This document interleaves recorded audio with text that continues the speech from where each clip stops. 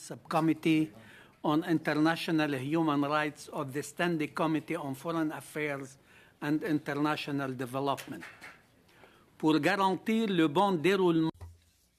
In order to ensure that this meeting goes properly, I would like to advise you of a few notices for witnesses and for members. Before taking the floor, please wait to be recognized. If you are participating by Zoom, click on the microphone to activate the microphone icon to activate your mic, and please mute yourself when you are not speaking. For those on Zoom, you have the choice at the bottom of your screen of either floor, English or French. For those in room, you can use the earpiece and select the desired channel. Conformément à notre motion. In accordance with the committee's routine motion concerning connection tests for witnesses, I am informing the committee that all witnesses have completed the required connection tests in advance of the meeting. Please join me in welcoming the witnesses who are appearing this morning as we continue our study of international disability inclusive education.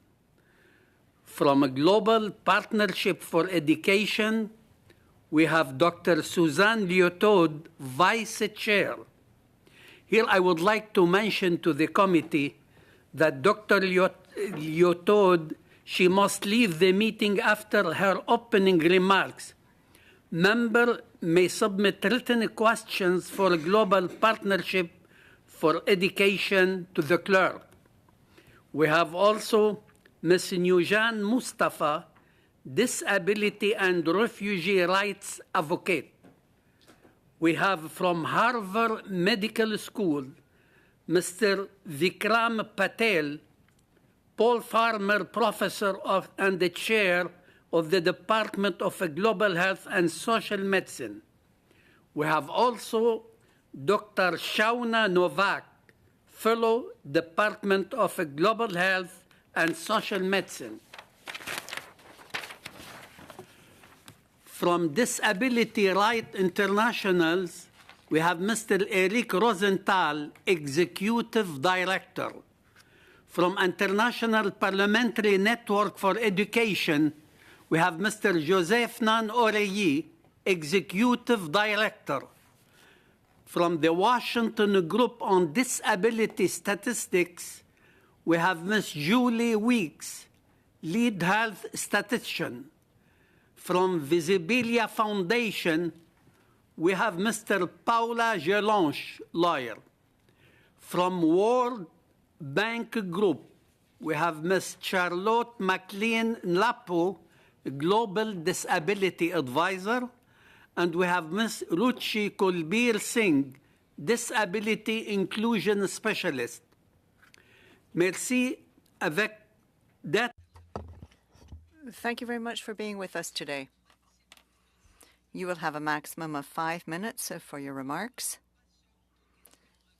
after which we will move on to questions from members of the subcommittee. I will indicate when you have 1 minute left. With Madame Susan Liautaud. Madame Liautaud, thank you for agreeing to appear. Dr. Liautaud, the floor is for you for 5 minutes. You can begin, please. Good morning, and thank you to the chairman and members of the committee for inviting me today. I'm Dr. Susan Liautaud, as noted, the vice chair of the Global Partnership for Education Board. It's a privilege to be with you on behalf of GPE to discuss this very important topic, and we're so grateful for Canada's leadership on global education. Thank you to the committee, and in particular to MP Mike Lake, for continuing to spotlight the urgency with which we need to address inclusive education, including education for children with intellectual and developmental disabilities. GPE was born out of an unshakable belief that every single child deserves the hope, opportunity, and agency that a quality education brings. Today, it is the largest global fund and partnership solely dedicated to transforming education in nearly 90 low and lower income countries. Since 2002, we have raised more than $11 billion for education, helped partner countries get 160 million more children in school, and double girls' enrollment. We've seen increases in school completion rates, enabling every girl and boy to unlock their potential.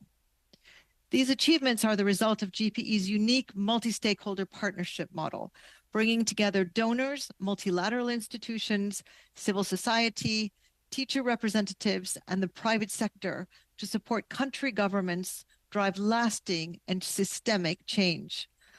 How our support unfolds differs in every country. So a few examples: in Vanuatu, where most children with disabilities miss out on schooling, the government has established a number of initiatives, including the first National Inclusive Education Resource Center, trained preschool and primary teachers in inclusive education, developed books to challenge disability stereotypes, and beyond. In Somalia, an emergency grant managed by Save the Children helped hearing impaired students receive assistive devices. The grant also ensured children with disabilities continued learning during the pandemic by supporting the production and distribution of over 8,600 copies of Braille textbooks, benefiting more than 650 visually impaired students. What remains common across all countries is GPE's commitment to transform education systems and ensure that all children, including children with disabilities, can learn in a safe, healthy, and inclusive environment free of discrimination.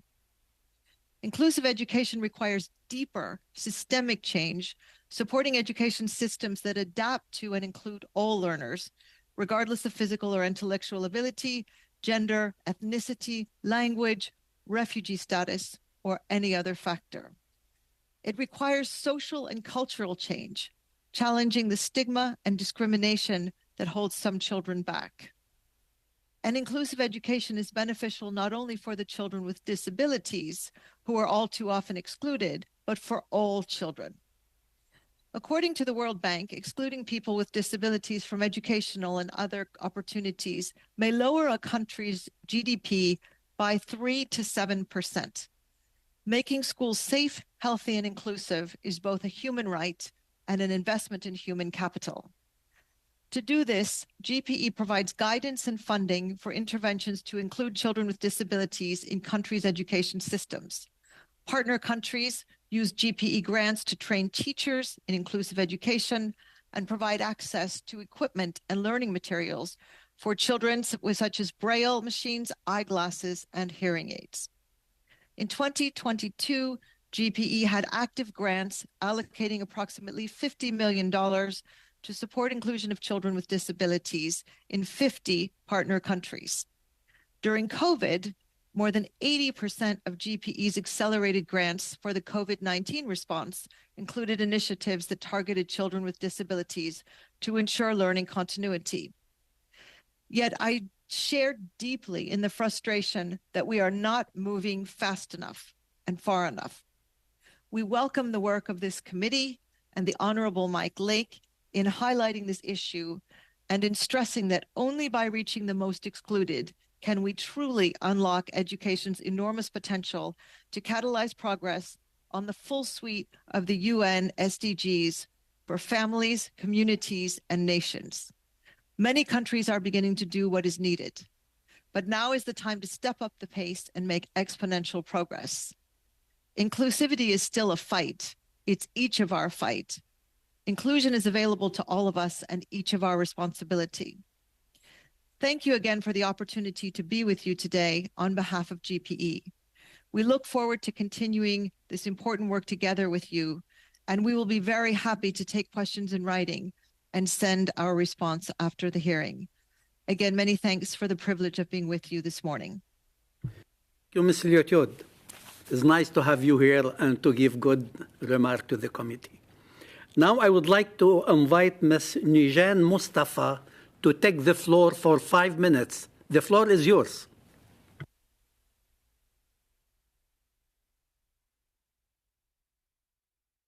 I believe you are on mute. Can you unmute yourself, please? Thank you. I'm Najeen Mustafa, a Kurdish girl from Syria. I was born with cerebral palsy and I use a wheelchair. Growing up, I lived in a fifth-floor apartment in a building with no lift. I did not attend school because school and education in general was not accessible to people with disabilities. Disability in general and psychosocial disabilities especially are surrounded by stigma. This was and is still sadly true for my country, Syria. People with disabilities were not seen as a group worth investing in. And this outlook resulted in them being excluded from education. Lucky for me, my family did not share that opinion. So with their help, books and TV, I was able to overcome most of the challenges that have put me in that situation. I learned how to read and write in Arabic and even a second language. You see, my life was not perfect, but I loved it. But the war changed everything. When you are being bombed, you realize a few things. You cannot move and seek shelter as quickly as everyone else. And that means that your loved ones would have to stay with you and endanger their safety. The only option you have is staying, witnessing, and enduring the horror that's happening around you.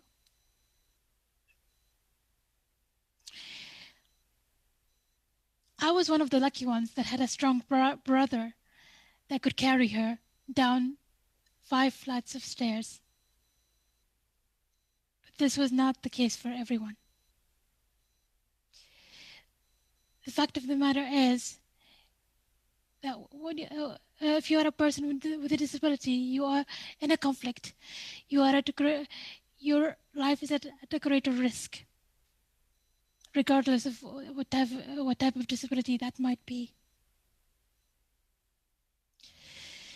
The war finally forced us to flee Syria and go on a 3,500-mile journey from Syria to Germany, which included the dangerous crossing of the Mediterranean on a dinghy boat. Now you might imagine that the situation will improve once you reach the other side. But this was sadly not the case. I came face to face with the fact that nobody had thought of people with disabilities when establishing and setting up humanitarian action on the ground. From the lack of accessibility to basic services such as the restrooms, to the lack of accessibility to education and rehabilitation services. Now that we have highlighted the problem, I would like to suggest a few steps that could be taken to ensure that people with disabilities are no longer overlooked.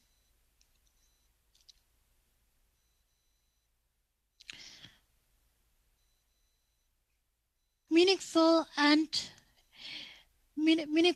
inclusion and integration of people with disabilities and the efforts targeted towards education should be a prerequisite for the funding of the humanitarian actors in a crisis. A stable and continuous communication with people with disabilities and their representative organization is crucial to achieving real and true and meaningful inclusion and integration. There is also a need for increased investment in raising awareness of disability-inclusive education among humanitarian staff. Therefore, it is necessary to provide them with with the proper tools, knowledge, and experience that would enable them to best integrate people with disabilities in initiatives related to education, in areas of conflict and in areas of humanitarian crisis. This could be done through specific courses, for example.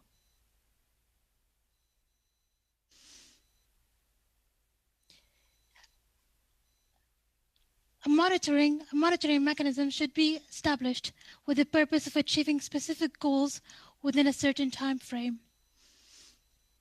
Tracking progress and holding parties accountable to their commitments to disability inclusion in all facets of their work, including education.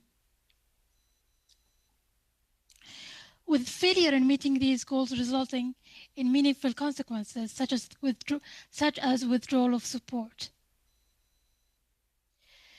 I hope that Canada could play a leading role in the effort to build a more disability inclusive approach to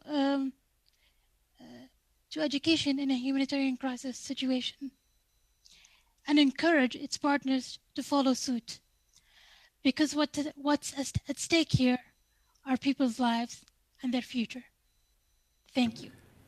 Thank you. It was touchy. Thank you for the goodwill. Congratulations. And we would like and we hope to see a lot of disabled people in the planet like the way that you have. Thank you. Now I would like to invite Dr. Shauna Novak to take the floor for 5 minutes. The floor is yours, Dr. Shauna. Thank you very much. Bonjour, good day, honorable members of the House of Commons Subcommittee on Human Rights.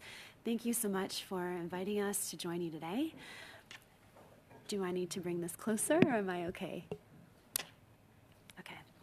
Today's critical dialogue centers on fostering inclusivity within educational systems, ensuring that they cater to the entire disability spectrum, with particular attention to the often neglected cognitive, communicative, and behavioral disabilities. I'm here to highlight the importance of advancing this cause and share several potential evidence-based approaches to support this committee's work. The conversations today are in the spirit of the Sustainable Development Goals, which is to leave no one behind. Inclusion must not only be aligned with the SDGs, but with the fundamental rights of persons with disabilities, as enshrined in the Convention on the Rights of Persons with Disabilities. It means inclusion in all spaces, notwithstanding that within communities, education, health, and employment for persons with disability. Despite this, it would be fair to say that in all contexts and societies, persons with disability are far from realizing these fundamental rights. And within this group of persons, those with cognitive, communication, and behavioral disabilities are particularly disadvantaged. COVID-19 exacerbated this, particularly in LMICs, where children with disability were disproportionately affected. In our global educational systems, the needs of differently abled individuals are frequently marginalized. These disabilities, encompassing a range, demand a nuanced and empathetic educational approach in areas of limited resources, conflict settings, and within displaced populations. These challenges are compounded. It's within this context that we encounter a pivotal concern, the intersection of limited literacy and disabilities. This intersection uncovers a profound gap in our current educational models and necessitates an urgent need for a comprehensive approach that caters to individuals from early development through adulthood, embracing all learning styles and recognizing the distinct ways with people with disabilities process and engage with information. I want to bring some of those points to life with the story of a community health worker that I worked with, a community health worker from the West Bank with a cognitive disability. We ran a pilot project in the Department of Global Health and Social Medicine and through my organization, SISAPO, to teach skills to improve women's health in a resource-limited and conflict setting. Amira grew up in a community with scant educational support. She faced daily struggles that left her feeling isolated, and this program offered a lifeline, tailored cognitive training that tapped into her innate strengths, coupled with social skill building sessions. And the intervention included the use of adaptive learning technologies and personalized teaching methods. Her progress was incredible. She evolved from a reticent individual to an empowered community health advocate. Her progress wasn't only cognitive, but also social. She became an active member of the community health program, demonstrating incredible empathy and engagement with other local women seeking health education. She went from being a hesitant learner to a confident health advocate. And that alone illustrates the potential of inclusive education when it's rooted in respect for individual rights and capabilities. Building on practical experiences like this and best practices grounded in evidence, we would suggest several key recommendations. We feel that it's imperative to integrate life cycle education into our strategies, acknowledging that disability is not unique to any one stage of life. From prenatal through adolescent health and elder care, there's room to design and implement programs that address the needs of those who are differently abled so that they may receive services and engage to provide services in the context of workforce capacity building. We can and should adapt our methods to cater to the diverse needs of individuals with disabilities throughout their lives. Secondly, the implementation of task-sharing models is crucial. This involves empowering not only educators, but also community members, caregivers, and peers in the educational process. Furthermore, technology must be leveraged judiciously to bridge the educational divide. We need to develop and implement digital solutions, including ICT, that are accessible to all, ensuring that technology serves as an enabler, not a barrier to learning. Thirdly, we need to look beyond the educational sector itself and foster interdisciplinary collaborations involving healthcare, social service, and community organizations. And these partnerships can offer holistic support to students with disabilities addressing their educational, social, and health needs. And then we heavily suggest that a mandate be implemented for all funding decisions, which require demonstration of a clear commitment with specific metrics towards inclusion of children with disabilities. Measurement is critical to spur change, and doing it well necessitates cooperation and partnerships outside of silos.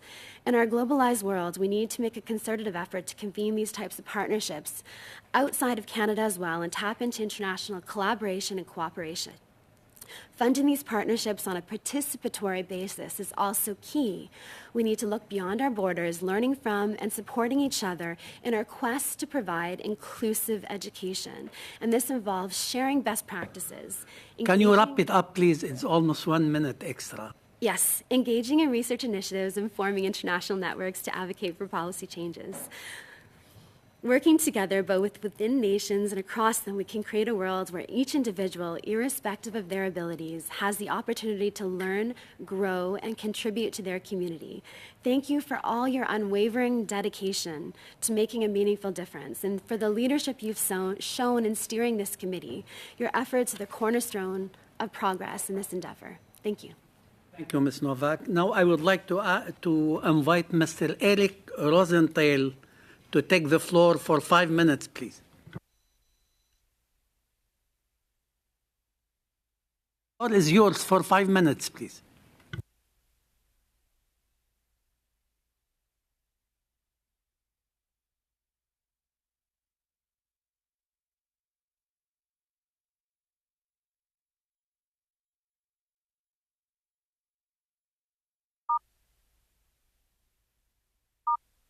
Could you suspend the meeting for technical difficulties? Yes. Yeah. Ask him if he can hear you. Are you hearing us? Can you hear us, Mr. Rosenthal?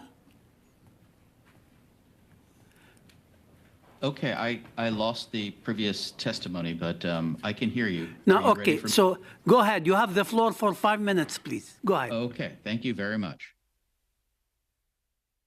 My name is Eric Rosenthal. I'm the founder and executive director of Disability Rights International. I thank you very much for your interest in advancing the cause of inclusive education for people with disabilities and appreciate this privilege and opportunity to speak about what we at DRI have observed in 30 years of work of documenting and investigating the human rights of children and adults with disabilities.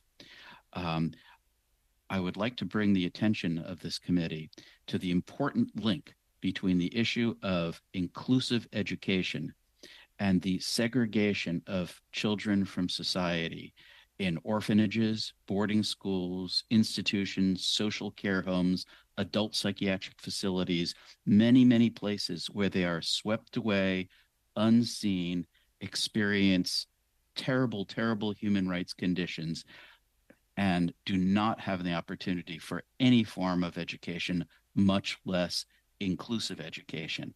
I have visited institutions in more than 3 dozen countries, in Mexico, Central America, South America, Eastern Europe, the Middle East, Vietnam, and what we find is a universal. These facilities are dangerous, and within them, not only do children generally not go to school at all, they receive essentially no education.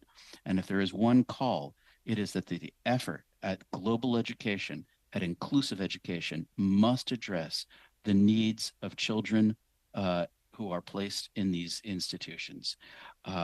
Even if education were provided them, the dangers, the human rights violations, the emotional impact, the cognitive neglect, the impairments caused by the disability undermine any future opportunity or current ability to receive an education.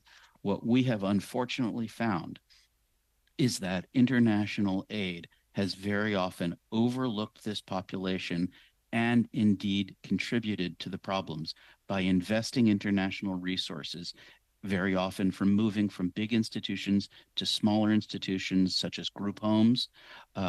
The international community, the UN Committee on the Rights of Children of Persons with Disabilities, has emphasized that inclusive education cannot happen in an institutional context, and that both institutions large and small, including what are called group homes, are essentially institutions. And if we invest in those institutions, we are writing off the lives and the future potential of these children. In terms of recommendations, our main recommendation is that institutionalization be placed on the agenda of the global education program, that efforts be made to target specifically returning children to their family, which is the only place that they will ever be able to be fully included in society and achieve an education. The other importance is that in breaking down the silos between the education community and more broadly between the children's community and the disability community, what we find is that reform is only possible when the constituents of those reforms, meaning both children with disabilities and family members and organizations of people with disabilities, are engaged. In order to create an inclusive society in which education is a possibility, support for family organizations and disability-run organizations is essential. The UN Convention on the Rights of Persons with Disabilities recognizes that participation as a fundamental right. We have seen time and time again policies made by major international donors that sound great on paper, but when you go to the field, the reality is far different from what you see. Grants must be broken down. Support must be provided. There will be no effective participation by people with disability unless funding is set aside to support participation by people with disabilities. Funding, capacity building, training, and inclusion, full participation and partnership is essentially. Please, we encourage you to partner on the local level and the national level with disability organizations to address combined efforts at both inclusive education and ending the very dangerous segregation from society of children to save them from a lifetime of abuse. Thank you. Mr. Rosenthal, perfect timing. Thank you. Now I would like to invite Mr. Joseph Nan Orelli to take the floor for 5 minutes, please. Terrific. Thank you, Mr. Chair. What a terrific initiative. And it's a real pleasure and privilege to be here with so many esteemed witnesses with so much expertise. As you said, I'm the co-founder and executive director of the International Parliamentary Network for Education. The network's purpose is to grow political leadership for education and the achievement of the Sustainable Development Goal for education, Goal 4 in particular. I want to take this opportunity to acknowledge the active participation in the network, which is a network of members of Parliament from all around the world, of a number of Canadian MPs, both from the House of Commons and the Senate, including 3 members of this committee, members Lake, Vanden Belde and McPherson. They've all been founding members of IPNED and very active in its work. And in particular, Mr. Lake is a member of our global executive, where he represents North America. Central to the promise, as you all know, of the Sustainable Development Goals is the principle that we will leave no one behind. And that consequently, the goals will not be considered delivered unless everyone benefits. We are, of course, a long way from achieving that in respect of the education goal in general, and in particular from the perspective of learners with disabilities. As I know we'll hear about later, data on disability in general and on disabled learners' access to and achievement in education is poor. But the UNESCO Global Education Monitoring Report estimates that in low and middle income countries, up to half of all children with a disability are in fact out of school, and that the vast majority of those children have never been, in fact, to school.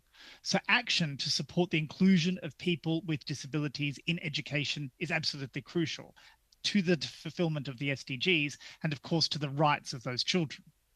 I opened by explaining IPNED's mission to grow political leadership for education, and I want to return to that principle and affirm this committee's work and point to its wider potential and leave you with some suggestions.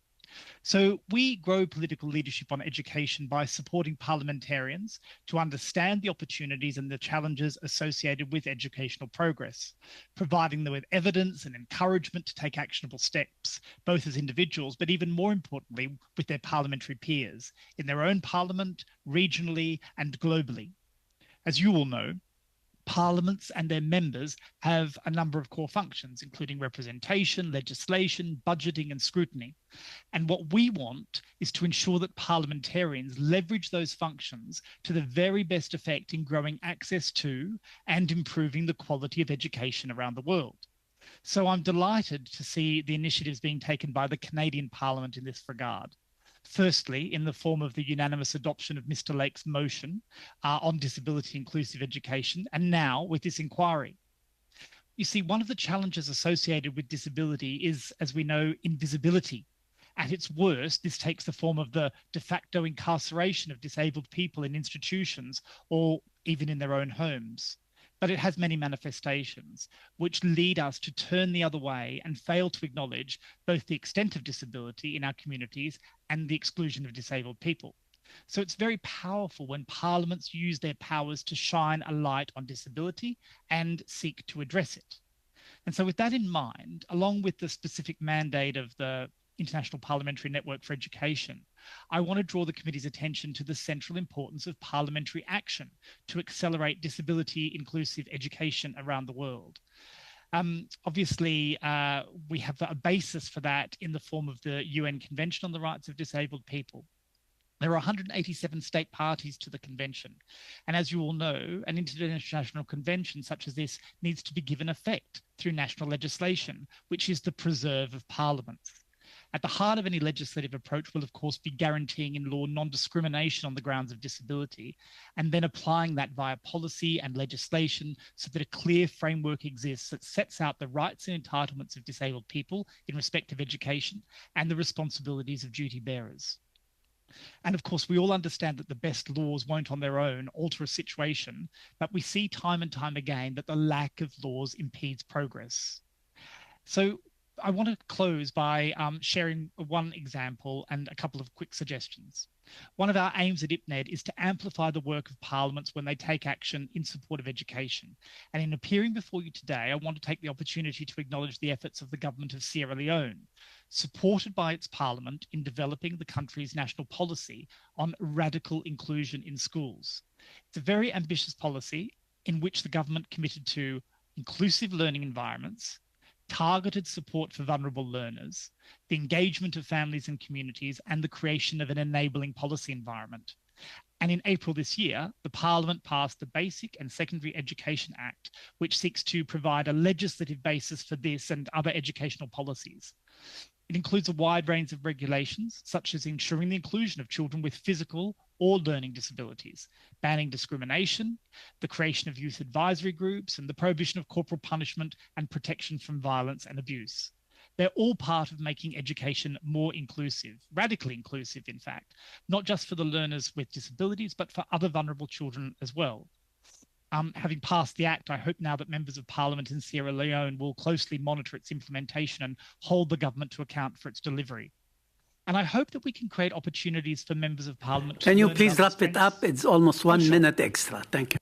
Oh, sorry. I just wanted to say I hope we can learn about the strengths and weaknesses of legislation that are designed to deliver disability-inclusive education. And I'd just say, wouldn't it be amazing if other parliaments adopted similar commitments to the one contained in Mr. Lake's resolution, namely that when governments spend money, they must commit to the maximum inclusion of people with disabilities, including people with intellectual and development disabilities. Apologies for running over. Thank you. Thank you. Thank you, Mr. O'Reilly. Now I would like to invite Mrs. Julie Weeks to take the floor for 5 minutes, please. Thank you, Mr. Chair. Good afternoon, subcommittee members, and thank you for inviting the Washington Group on Disability Statistics to today's meeting. I'm going to provide to you some background information about the Washington Group and the tools that have been developed to collect information on disability, particularly for children. The Washington Group is a United Nations city group. City groups are formed by the UN Statistical Commission to address specific statistical or methodological issues of broad concern to countries. The Washington Group was founded in 2001, and its membership currently stands at some 168 national statistical offices, including Statistics Canada. We also collaborate with organizations for persons with disability, non-governmental organizations, development agencies, and umbrella disability organizations, some of whom you've heard from or are represented here today. The primary goal of the Washington Group is to improve the state of disability statistics internationally and to develop question sets that produce high-quality, cross-culturally comparable data and statistics, which can then be used to monitor programs and the commitments countries have made through their conventions and the 2030 SDGs. In the last 2 decades, the Washington Group has developed a number of tools, all widely tested and translated, that are now included in data collections around the world. Many of you are familiar with the short set on functioning, which was developed and formally adopted in 2006. It is a set of 6 questions to be included in censuses and provides internationally comparable disability data. Currently, some 130 countries report including the short set in at least one of its national data collections. Following this, longer question sets have been developed and endorsed. These are typically included in national living standards and health surveys, including standalone disability surveys. The case for collecting high-quality data on children is clear. Children are less visible in our data collection agendas, and general household services surveys and censuses often inadequately identify children with disabilities, especially those with developmental and intellectual disabilities. For collecting data on children, the Washington Group and UNICEF have collaborated on the development of 3 question sets. The first is the Child Functioning Module, which, through rigorous international testing and evaluation, was developed and adopted in 2016. There are 2 modules, one for children aged 2 to 4 and one for school-age children 5 to 17 years. Both are meant for inclusion in surveys, and the targeted respondent is the child's parent, most often the mother, or primary caregiver. The Child Functioning Module is included in some 70 multiple indicator cluster surveys and also country data collections. There is a version of the Child Functioning Module under development now for use in educational settings. This teacher version of the Child Functioning Module is expected to be finalized by mid-2024, And unlike the other Washington Group tools, it is designed to be administered in school settings, including EMIS. Interest in the Child Functioning Module teacher version has been great, and participating in evaluations of the tool are USAID, Save the Children, Humanity and Inclusion, Sight Savers, Education Cannot Wait, and others. Finally, and as the subcommittee knows, there is also great interest in not only collecting data on disability, but also identifying the barriers and the facilitators to inclusive education. The Inclusive Education module is an extended set of questions that has undergone both cognitive and field testing in multiple countries. It is also expected to be finalized in mid-2024. The IEM focuses on formal education and is designed to be used in conjunction with the Child Functioning module and aims to identify the barriers children with disabilities may experience in school attendance. It includes an out-of-school component to ensure data are collected on this vulnerable subpopulation.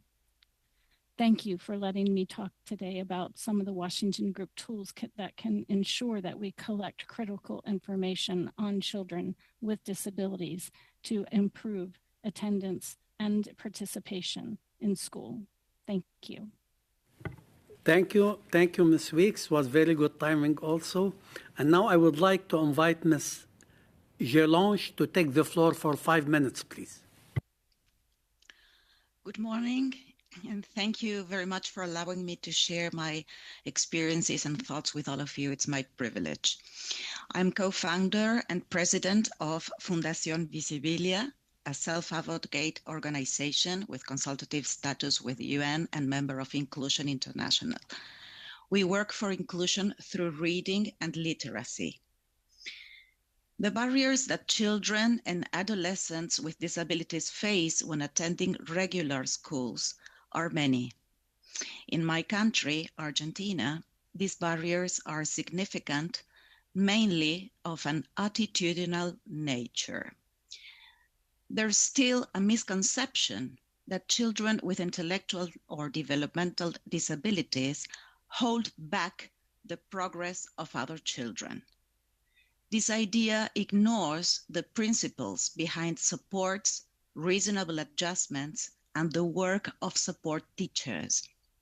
In addition, these teachers who make inclusion real and effective face many institutional barriers. For example, to understand that inclusion is not limited to class time work. Every learning process is based on 3 essential pillars: the student's interest, the relationship with a teacher, and adequate materials. If we do not address and eliminate barriers in these 3 key aspects, inclusion will continue to be a significant challenge and to mask serious contradictions. I would like to focus on adequate learning materials, which has been neglected in inclusion in common schools. At our foundation, Visibilia in Argentina, we have focused on the creation of easy-to-read materials and easy-to-understand communication materials. Initially, we designed these resources for students with intellectual disabilities. However, we observed that these materials not only improved the educational performance of students with intellectual disabilities, but of many others. For example, students with other learning difficulties or who had different linguistic levels due to other circumstances, such as those who drop out of school to work, or whose native language is not the official language. However, the use of materials prepared with universal design for learning faces many myths and purisms that only create more barriers to innovative solutions.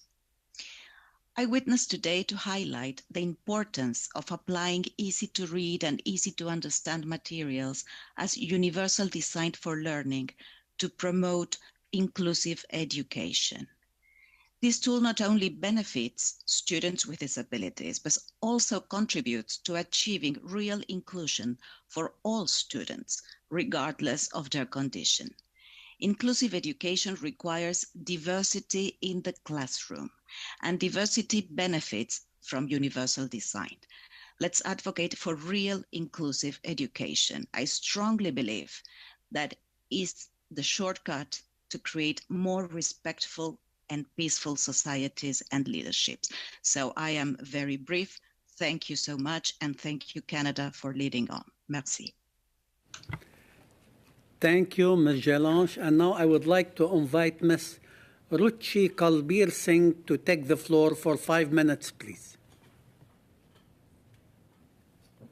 Chair, members of the committee, distinguished witnesses, ladies and gentlemen, thank you for undertaking a study in disability inclusive education. A special thank you to Honorable Mike Lake for introducing this issue to the parliamentary agenda. I am pleased to be here representing the World Bank, a multilateral institution that provides financing, policy advice, and technical assistance to governments of developing countries. My name is Ruchi Singh, and I'm a disability inclusion specialist. And I am joined here today by my colleague, Charlotte McLean-Halapo, World Bank's Global Disability Advisor, who joins us from a remote location in South Africa. During my remarks, I will provide an overview of the World Bank's authorizing environment and then share key 3 learnings from our experience in delivering inclusive education at scale through World Bank's assisted financed projects, along with some recommendations.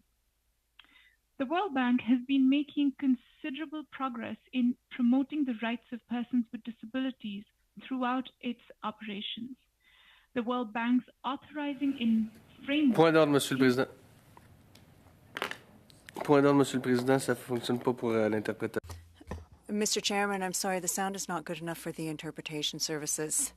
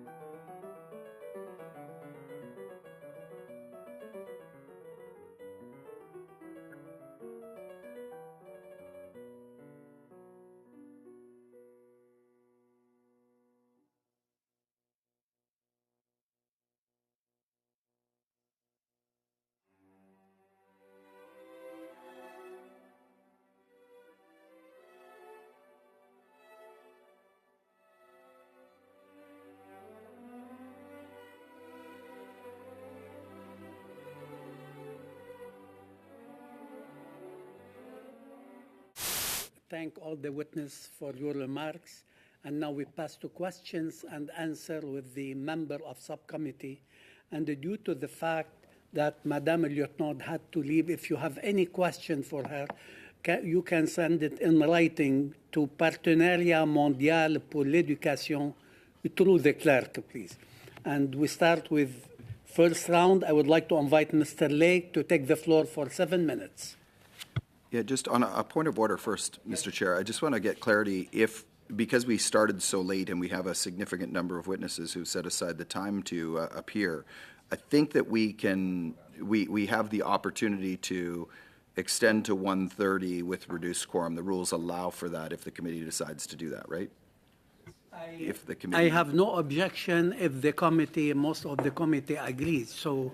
Just for asking questions of the Okay, witnesses. I would like, excuse me, I need your attention, please. Can you repeat, please, Mr. Lake? Yeah, just, I'm not actually calling for a vote on anything or anything. I'm just saying, just to clarify the rules, if the committee decides to sit with reduced quorum for that extra half an hour till 1:30, we don't have to have all members here just to ask questions of the witnesses and allow the witnesses to get more information on the record, given that we have some folks that have set aside a significant amount of time, and of course we were delayed by the vote today.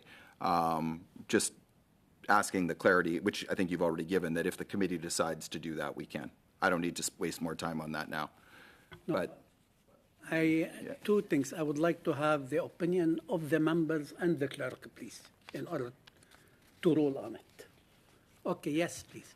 Unfortunately, as much as I would like to be able to stay in and question the witnesses until 1:30, we are scheduled until 1, and I have made other meetings. I have other things that I have contributed that I've said that I would be at, and not to diminish from the testimony that the witnesses have brought forward, but we were scheduled until 1. And as you know, Mr. Chair, members of Parliament have very busy schedules that are very tight. And as a member of one of the smaller parties, I have additional duties that I actually have made commitments to already. Thank you. Got it. Yes, Mr. Ms. McPherson's comments. The reality is it's a very, very busy time. It's very unfortunate that we started late because of the vote, but this happens often in committees. And unfortunately, when members are not available, I think it's only fair that the committee adjourn. Because I'm not available, I know Ms. McPherson isn't. I already informed Mr. Lake of this, and I don't think it's fair to do so. We should do the same as every other committee does. Thank you. Yes, Mr. Lake. Yeah, I'm not really moving a motion right now, just recognizing the fact that, again, there's nothing contentious. There's no votes or anything that happened at this committee. All it is simply for those who can stay, in respect of the witnesses, an opportunity to continue to ask questions and to have witnesses give testimony that would help the committee if we were to continue. There's no real motion to move right now, I don't think. So. Thank you, Mr. May I know who is going to stay and who is going to leave too? If I may, I think the golden rule of this committee has been that if there is anyone that is against that, then you cannot proceed with doing things in that particular manner. And in this particular case, I think several of us have indicated that we do have misgivings about it. Please, may I know who is going to stay, who is going to leave? Then I get the opinion of the clerk. Who is going to leave? 1, 2, Ali 3, 4. Yes. Monsieur le Président. Mr. Chairman, someone is going to come to replace me because, as my colleague said, the smaller parties have a heavier workload when we're a member of that party. Now, I'm not sure that I follow what's being said here. The members are going to leave, but some are going to stay to ask questions, but we're not going to have quorum then, so I don't think it's really valid. Mr. Clerk, I don't think we can use the House resources when we don't even have quorum. That doesn't make sense to me. So that's what I had to say. Thank you very much. Point out that we are going to be having a report from this, and so we will, as members, be writing and feeding into that report. And if we're not here to listen to the testimony, then that testimony can't be included in the report. So from my perspective, it would be very inappropriate for the committee to continue. Even though, may I know who is leaving, who is staying, please? Okay, Mr. Zubairi, leaving or staying? Mr. Chair, I do have other meetings after this. Yeah. Mr. Leaving or staying? Okay, Monsieur le Président. Moi, je vais avoir une... Mr. Chairman, someone is going to come to replace me, but... Ms. Sidhu? Ms. Sidhu, leaving or staying? This isn't actually the question that's important. Non, mais c'est pas ça change. I'm staying. Okay. May yes, please. To demonstrate some consistency here. I don't think it's necessarily coming down to who can stay and who can't. The golden rule for this committee has been there has to be consensus, and obviously there isn't consensus on this particular point, so I think the meeting should be adjourned at 1 o'clock. Thank you. Thank. Well, excuse me, just a moment, because Mr. Zubaira asked I was just before going to say, you- given you that get- there's no consensus, I didn't even really move a motion, but I think that we need not waste any more time. It's clear that there's a couple of members that Yeah, have to leave, we- so. We have to go for Yeah. question and answer. Yes. No? So, Mr. Clerk. That's fine if they're happy with their decision. We'll adjourn at 1 o'clock. The floor is yours, Mr. Lake, please. Thank you, Mr. Chair. Just was listening to a couple of different points that that sort of jumped out at me, and one was the social progress. Dr. Novak was sort of bringing up social progress in addition to cognitive progress from inclusion. Paola brought up the idea that kids with disabilities, and she wasn't bringing it up as an idea, she was saying there is an idea out there sometimes, a misconception, that kids with disabilities hold back other kids. Dr. Novak, in the research that you brought up the idea that social progress, that there's social progress in addition to cognitive progress when you have meaningful inclusion. This idea of inclusion sort of helping peers to be a part of the solution, in a sense. Maybe speak to that a little bit. Absolutely. Dr. Novak? Thank you very much. Happy to answer that. I think that that's a really important point to raise, that inclusion does not exist within a silo, nor does engagement in any sense. And so you have to have fulsome response to the social factors. It has to be fully participatory in order to get movement along the continuum to meaningful change and improvement of the particulars to have better quality of life for those with disabilities, and to engage them on a social basis, on an economic basis, on an educational basis, that there is engagement at the preliminary level, so from the point where at the at the childhood education level all the way up to end of life cycle. And so you're looking at it from a holistic point of view. In terms of kids with disabilities participating in their own education, that's something that's been addressed as well, and as part of the radical education movement, embracing the idea of participatory measures. So there's a type of research which heavily involves methodology around participatory methodology. And at the same time, you can take that, transition it into interventionalist approaches. And that means embedding these different elements plus lived experiences of not only those who have disabilities or affected by disabilities, but their families, their communities, and other stakeholders. So I would encourage the incorporation of all those different elements rather than seeing it through a singular lens. So really what this is it's about intersectional lenses. I would love to dig into that further, but I'm going to have very limited time for questions. To Ms. Weeks, the Washington Group functioning model, child functioning model is mentioned in the call to action. You gave a little bit of background to it. Maybe you could tell us a little bit more about how that functioning model is used in practice on the ground. Thank you. The data collected with the child functioning module provides two things. One is information on difficulties children are experiencing in certain domains of functioning, whether that's seeing, hearing, mobility, fine motor, learning, playing, controlling emotions, anxiety, depression.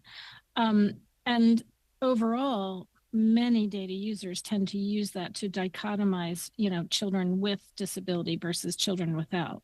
However, the other use of the data, of course, is to kind of drill down into those specific areas of functional difficulty so that any programs or efforts can be targeted to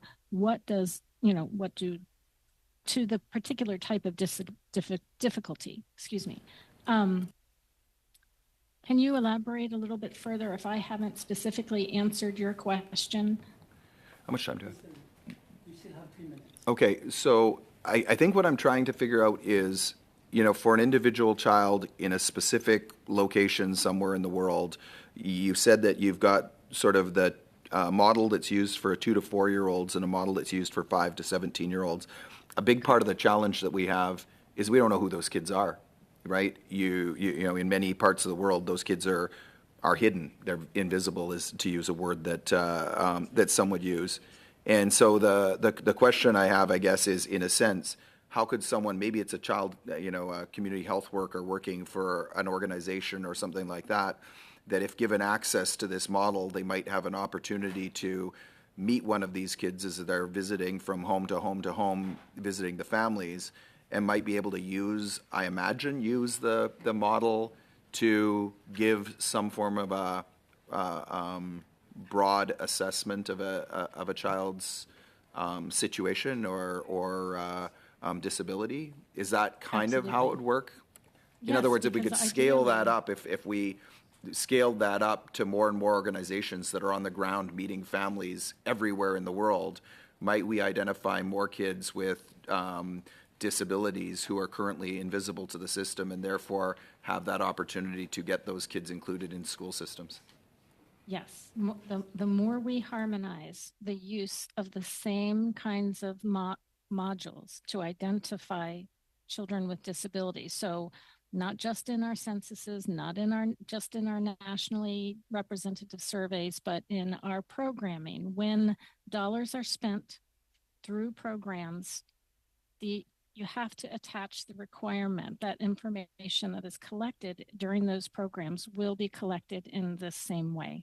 This harmonization is absolutely critical, whether it's administrative data sources, programs, or our usual national data collections.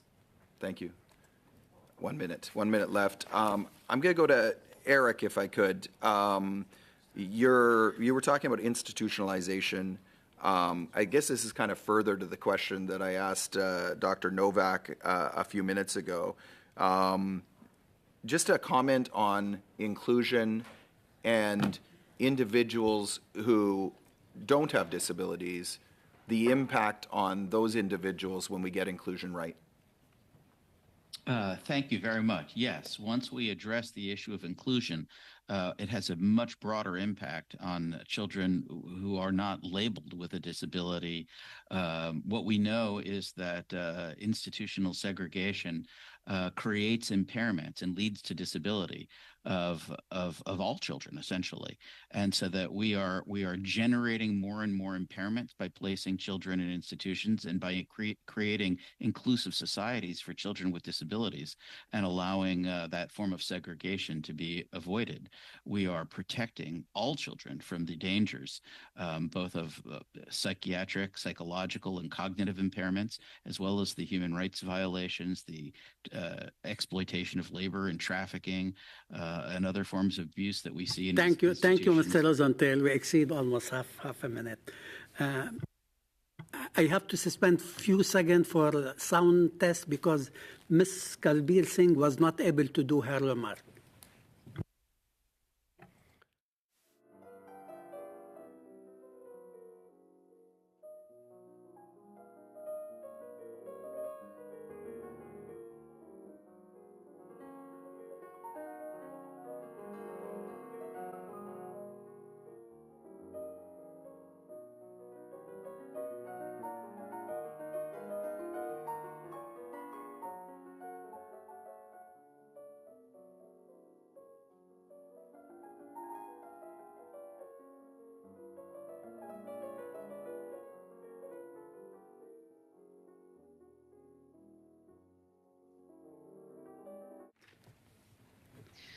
Wonderful. Thank you, Mr. Chair, members of the committee, distinguished guests, ladies and gentlemen.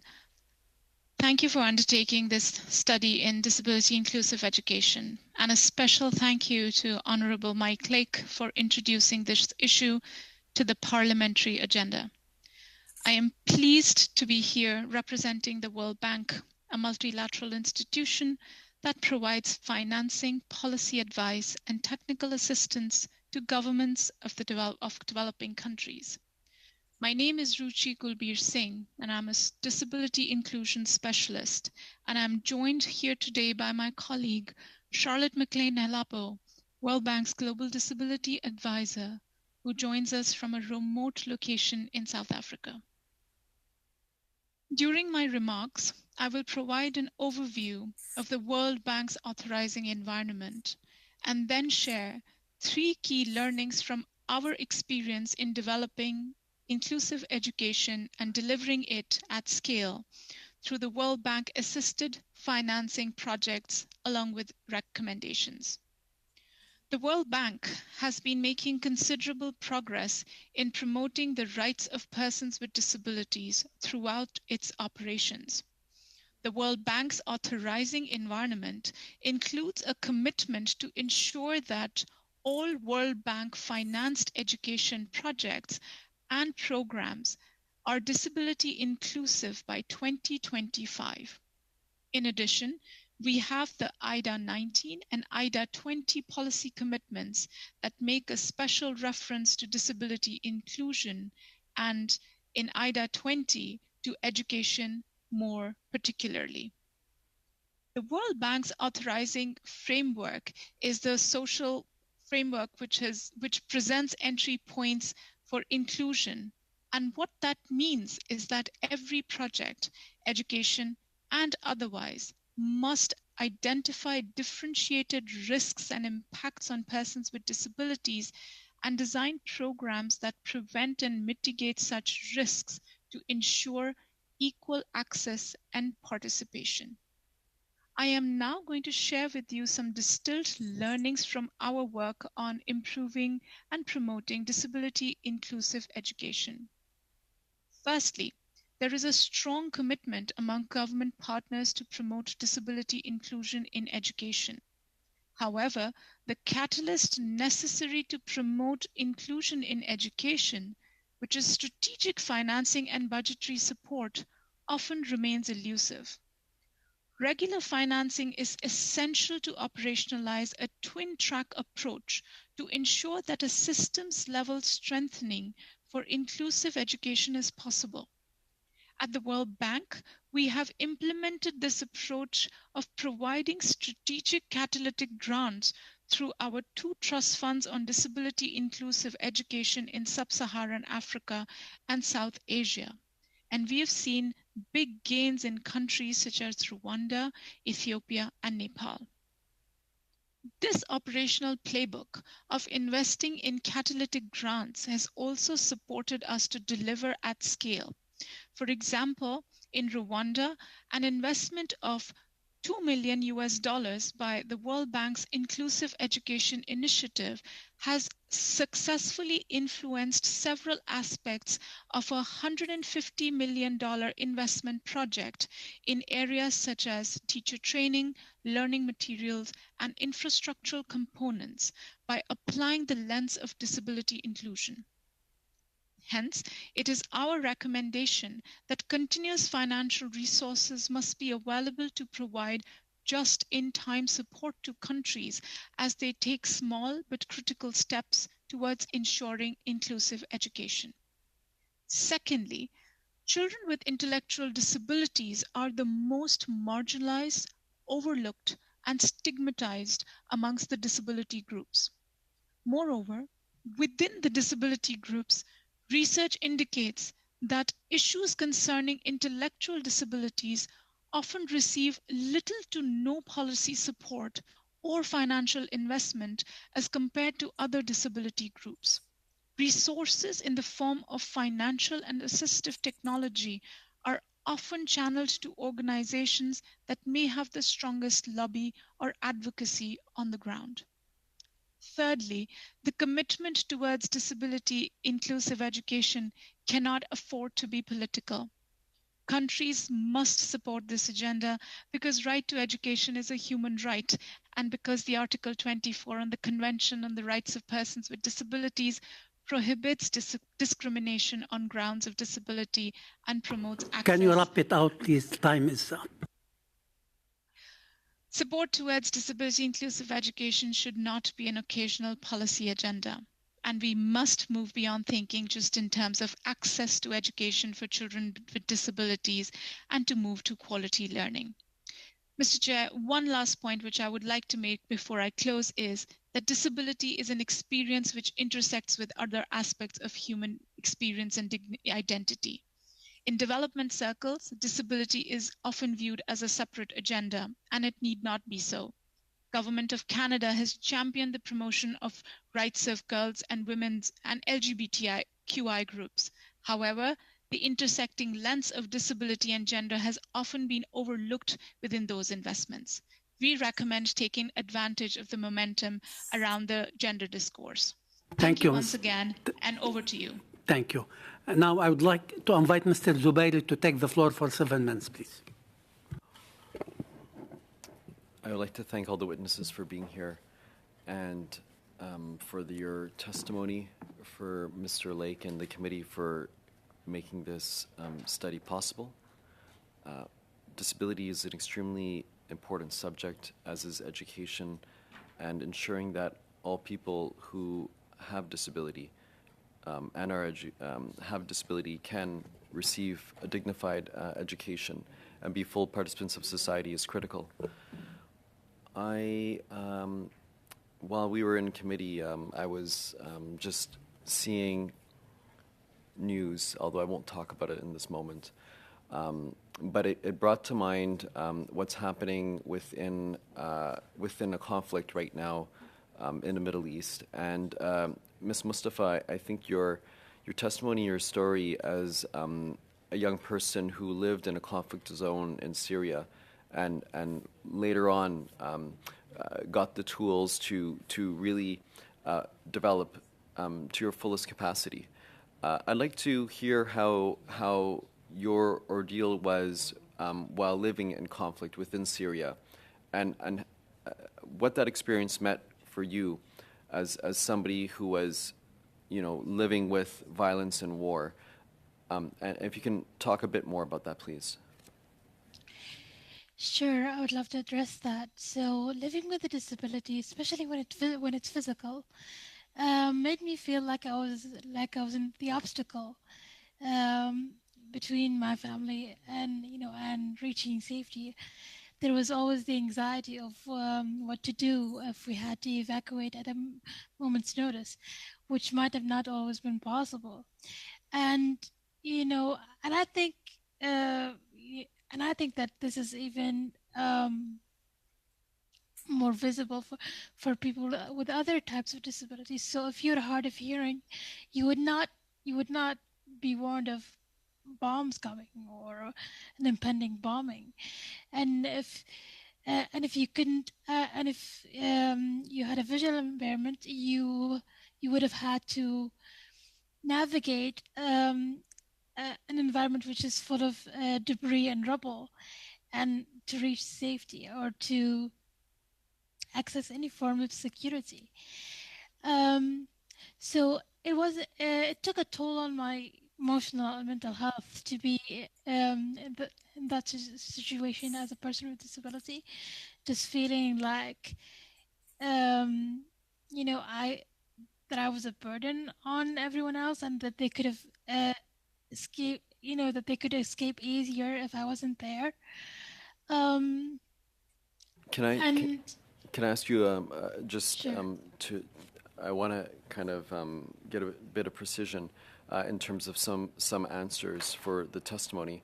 So the breaking news is that the Prime Minister of Canada, Australia, and New Zealand, all three Prime Ministers called for urgent international efforts towards a sustainable ceasefire in Israel and Gaza, the Israel-Gaza conflict.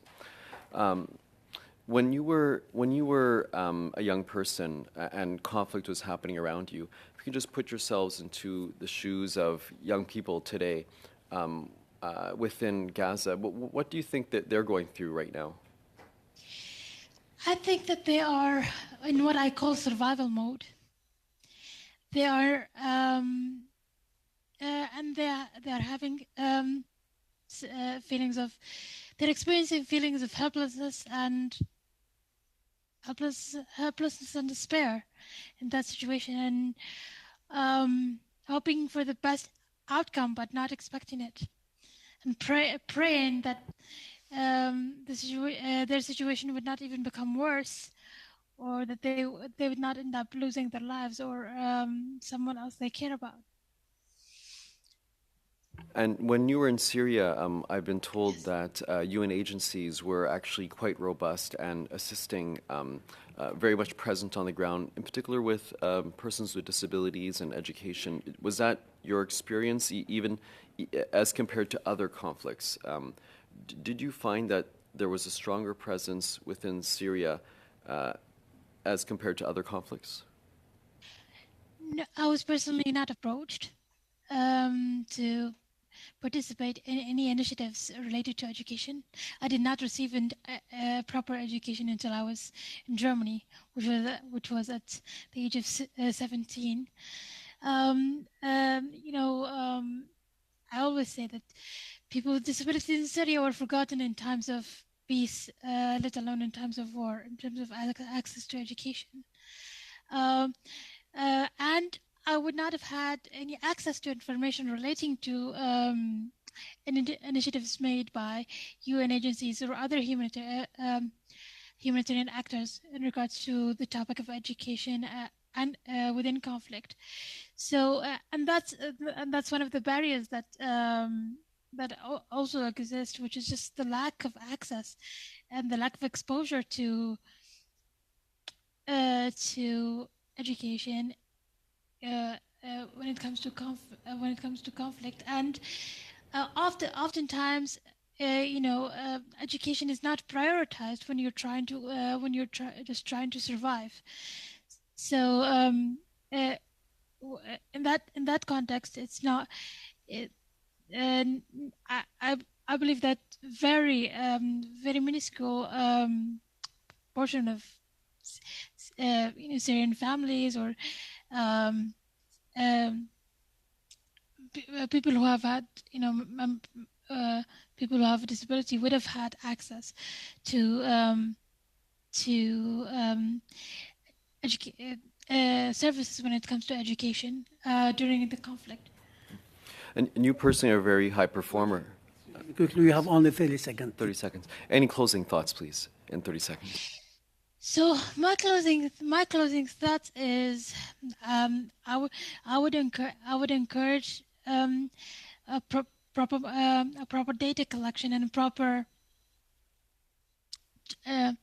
training for humanitarian staff to be more inclusive in their initiatives in regards to education, to be more even to know how to integrate people with disabilities into that and factor them into the building blocks and not just leave them as an afterthought. Mustafa? Yes, please. Just by way of, I think, compromise, given the conversation that we had before, at this point, neither the Bloc nor the NDP have got questioning rounds where we've got 7 minutes each. So I'd at least suggest that each the Bloc and the NDP get their 7-minute questioning rounds, and then I'm fine if we end. Okay, or... So okay. I would like to ask if you want to give some of your time, take it 2.5 minutes each. How about it? I honestly cannot stay past one. This is unfortunately where we're at. If you'd like to stay and ask, you can. Yes? Okay. Please go ahead. Merci beaucoup, Monsieur le Président. Thank you very much, Mr. Chairman. My question is for Mr. O'Reilly. You gave the example of Sierra Leone with regard to the changes to legislation and regulations regarding disabled persons. I was wondering if you could give us any other examples besides Sierra Leone. What kind of legal framework was put in place that would have been effective to implement the provisions of the UN Convention?